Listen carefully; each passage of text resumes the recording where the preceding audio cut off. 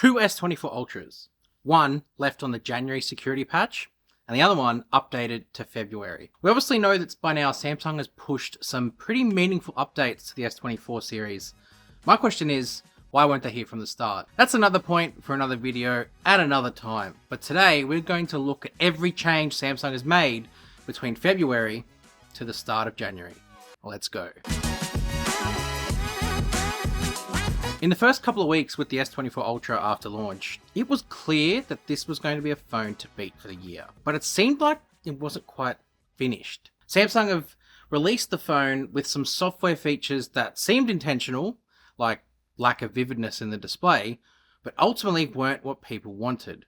Fortunately, along came February, and Samsung has managed to fix a lot of what customers were complaining about inside that first month. So let's deep dive into what they actually changed. There were two sort of reference points that I used for this video. The first was a tweet which referenced a blog article, which sort of broke down very specifically what Samsung had fixed. The second was a Samsung newsroom article, which kind of gave a bit of a wishy-washy, look how good we're going to make the S24 Ultra with this new update. And I used both of them together to sort of put to the test the claims that Samsung have made. Let's go through the list one by one and clear out once and for all what they've fixed. I'm going to start with the bottom, because I think that's the one most people are kind of curious about, and that's the display. A lot of people have been reporting that the display is having lots of issues. It seems washed out, the colors aren't as punchy even though you've selected vivid mode. And yeah, I noticed it, and a lot of people were probably saying, why aren't you talking about it?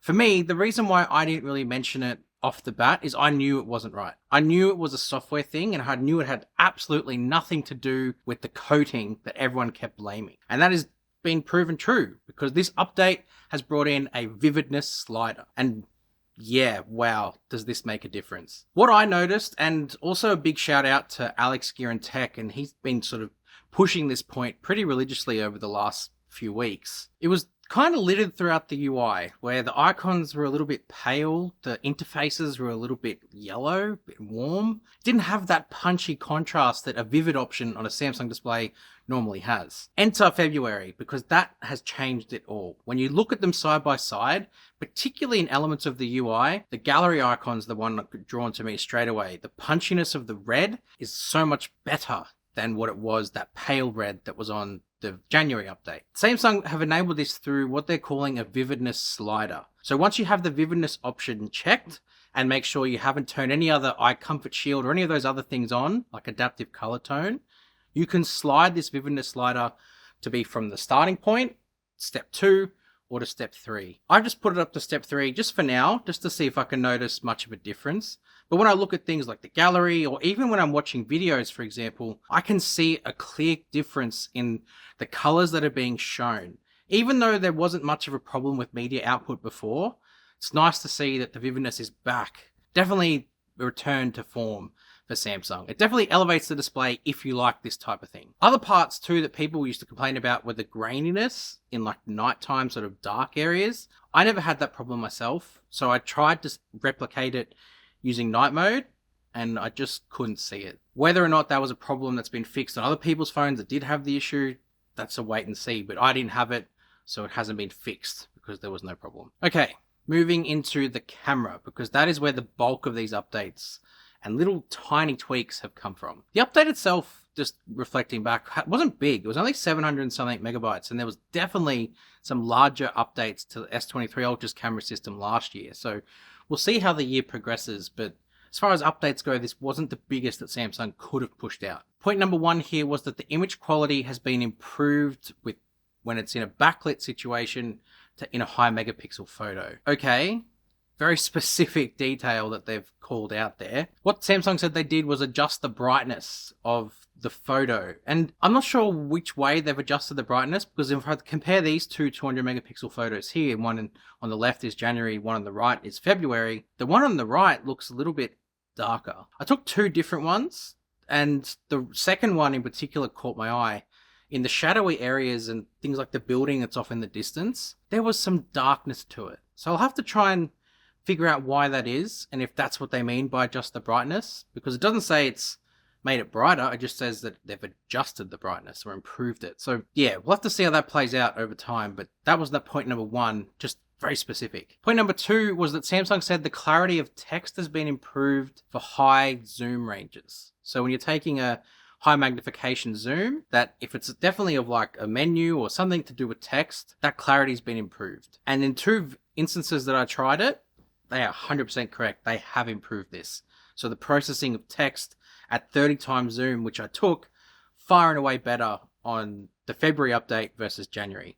I took it of this responsibilities chart that's been rotting away in the backyard for a couple of weeks now. And you can see a 30 times zoom, so much clearer on the S24 Ultra February update versus the January. Took another opportunity to take this with a garbage bin. Can't all be taking photos of $100 menus. And you can see again, the clarity of text has been boosted. You can kind of make out the shape of the letters way clearer than what you could on the January update. Point number 3, clarity has been improved with rear video. It was a bit of a weird point that I noticed in my S23 Ultra versus S24 Ultra comparison, in that the video kind of wasn't flat, but Samsung decided to opt out of heavily processing things like the clouds. And on Sam Mobile's channel, I did a comparison to the S24 Plus to the S24 Ultra, and you can see the difference that the Exynos processing was having. It seems as if Samsung has kind of picked up on that with the February update and kind of brought in some of that drama with things like the clouds into the February update of the S24 Ultra.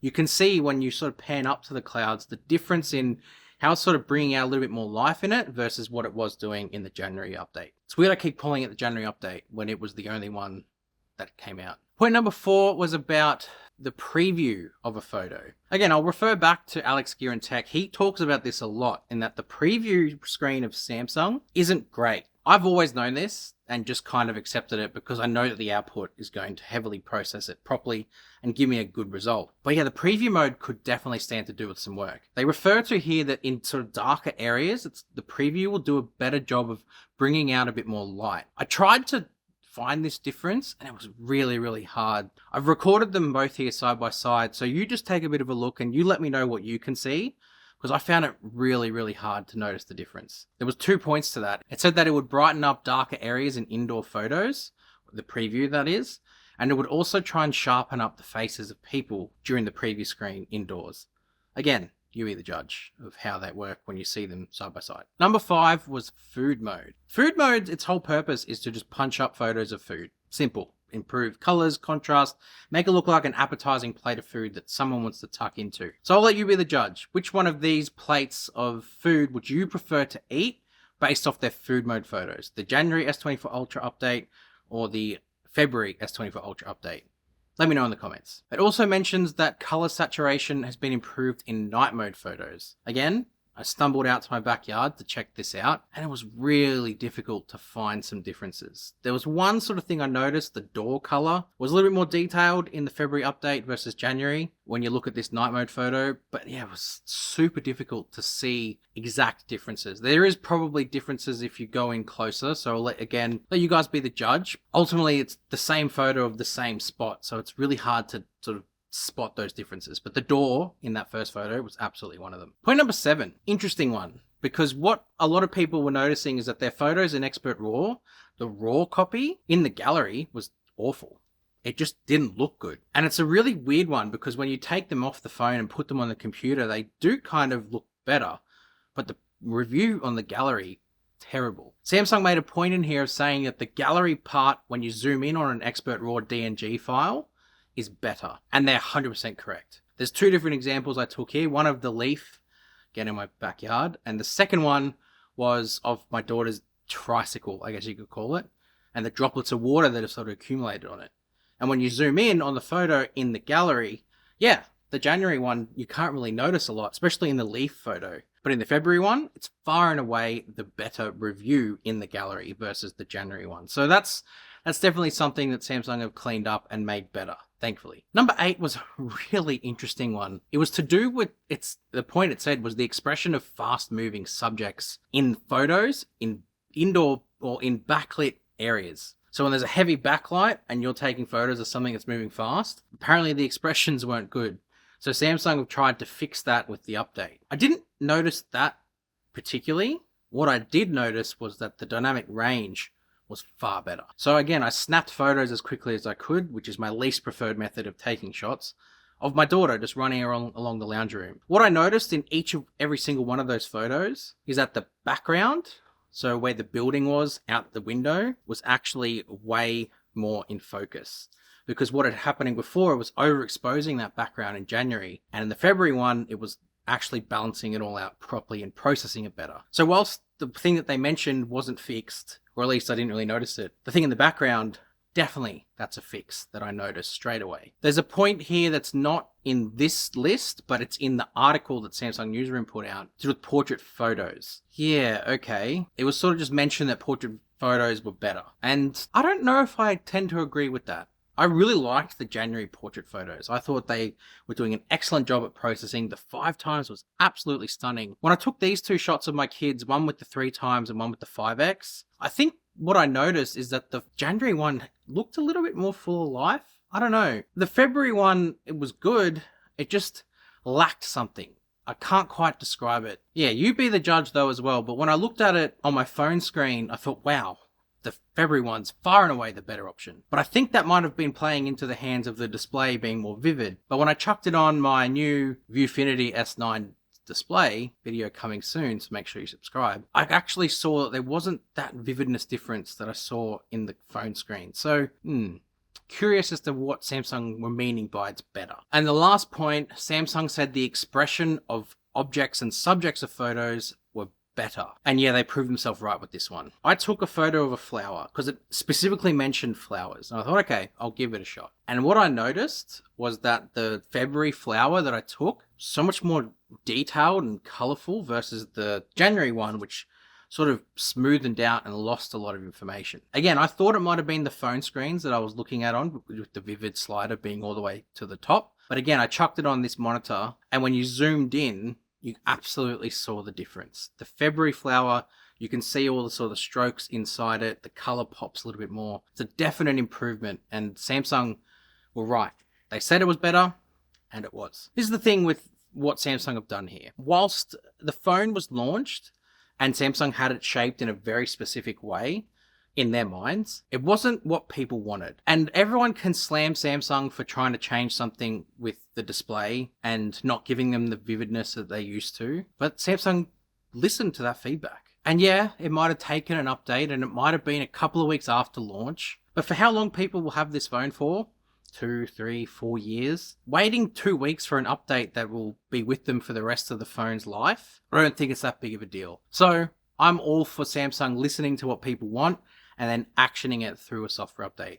More of it, please, because it definitely just makes the phone experience a lot better. Lots more videos to come, including an updated how to use every Samsung camera feature for the S24.